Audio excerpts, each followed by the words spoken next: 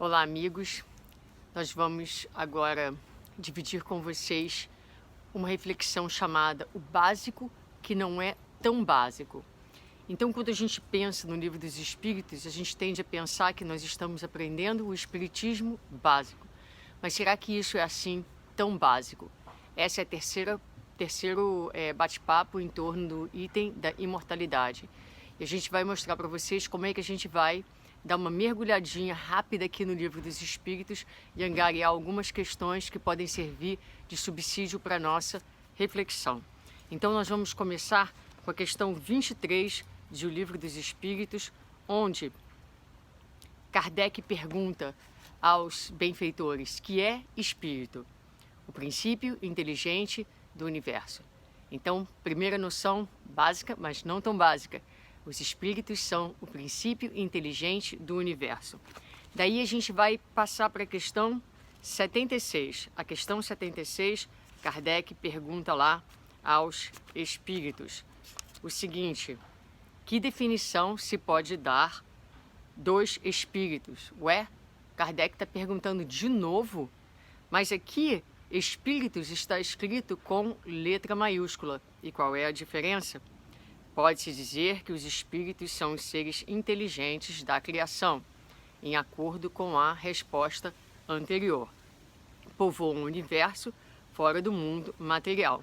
Mas há uma nota explicativa onde Kardec nos diz que a palavra espírito, com E maiúsculo, é empregada aqui para designar a individualidade dos seres extracorpóreos e não mais o elemento inteligente universal. Olha, vocês já haviam notado essa pequena diferença? Então, o espírito é o princípio inteligente do universo, mas, mais do que isso, quando falamos espírito com E maiúsculo, isso significa dizer que estamos falando da individualidade que sobrevive à morte do corpo. Já na questão 85, vamos lá, 85. Qual dos dois, pergunta Kardec, o mundo espiritual ou o mundo corporal, é o principal na ordem das coisas? E os espíritos vão dizer o mundo espiritual, que preexiste e sobrevive a tudo. É básico, mas não é assim tão básico, não é? Então, o mundo espiritual é o mundo principal na ordem das coisas. E por que isso não é tão básico? Porque apesar da gente ler e entender, muitas vezes a nossa experiência aqui dentro desse corpo tão material é de que esse mundo é o mundo principal. Daí nós vamos mais para frente, lá na questão 134, bate-bola aqui com Kardec, que é a alma.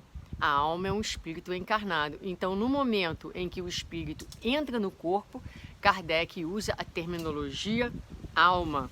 E o que era então a alma antes de se unir ao corpo? Aí é fácil. Espírito, respondem os espíritos. Espírito com letra maiúscula. Individualidade pré-existente à vida dentro do corpo. Na questão 149, vamos buscar a questão 149. Em que se torna a alma no instante da morte? Agora a gente já sabe, volta a ser espírito. Isto é, retorna ao mundo dos espíritos que havia deixado momentaneamente. Olha que interessante, os espíritos usam a palavra momentaneamente, querendo dizer que a nossa vida aqui é uma saída momentânea do mundo primordial, que é o mundo dos espíritos, significando dizer que estamos aqui de passagem. E na questão 150, logo após dessa, após a morte, a alma conserva sua individualidade? Sim, jamais a perde. Que seria ela se não a conservasse? Então, corroborando a ideia de que nós saímos do corpo físico depois da morte orgânica e mantemos a nossa individualidade. Quem somos, nossos gostos, nossos aprendizados, nossos valores, nossos sentimentos, tudo isso permanece e constitui a individualidade do espírito imortal. Vamos lá, quase acabando. 3 perguntinhas mais. Agora vamos para 166. Na 166, Kardec pergunta: como pode a alma que não alcançou a perfeição durante a vida corporal acabar de depurar-se, sofrendo a prova de uma nova existência? Aqui os espíritos nos trazem a ideia da reencarnação. Nós não conseguimos atingir um estado de bem-aventurança e de felicidade com uma vida. Precisamos de muitas encarnações.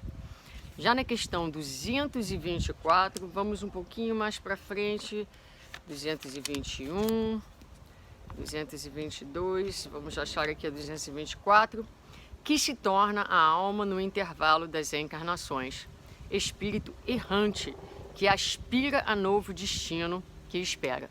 Então, no intervalo das nossas encarnações, nós somos espíritos errantes, ou seja, espíritos que necessitam retornar à vida da carne, porque ainda não cumpriram todo o aprendizado necessário para desfrutarem de uma felicidade mais absoluta. Então, são espíritos errantes. E a gente vai voltar para trás para a última pergunta dessa reflexão, que é a pergunta 170. E na 170, Kardec pergunta: em que se transforma o espírito depois da sua última encarnação? Em espírito bem-aventurado, em espírito puro. A reflexão de hoje, com esse bate-bola aqui com Kardec, 1, 2, 3, 4, 5, 6, 7, 8, 9, 10. 10 questões que nos ajudam a entender os princípios básicos da doutrina, não é? E que não são tão básicos, porque, a gente não se sente verdadeiramente espírito, a gente se sente corpo. 2, a gente não acha que isso aqui é um mundo temporário. O nosso sentir é disso aqui é real, quando na verdade não é. O mundo primordial é o mundo dos espíritos. 3, nós somos peregrinos, estamos em peregrinações constantes e assim seguiremos até o dia que chegarmos à nossa última encarnação. Quando chegarmos à nossa última encarnação, não estaremos mais sob o impositivo da necessidade das reencarnações e aí atingiremos aquilo que Jesus fala, não é? O Espírito sopra onde quer, ou seja, nós vamos alcançar a possibilidade e a liberdade de estarmos onde quisermos, de acordo com o nosso sentimento e de acordo com os nossos deveres a serem cumpridos. Rápida reflexão, Kardec é básico, mas não tão básico. Vamos continuar pensando, refletindo, estudando, mergulhando nesses conceitos para que devagarinho eles sejam mais do que conceitos que habitem a nossa mente e façam parte do nosso viver. Vão nos ajudar a estar aqui dentro da carne, dentro da matéria, passando pelas provas e pelas dificuldades, não só sabendo-nos espíritos imortais, mas também sentindo-nos espíritos imortais. Um grande abraço.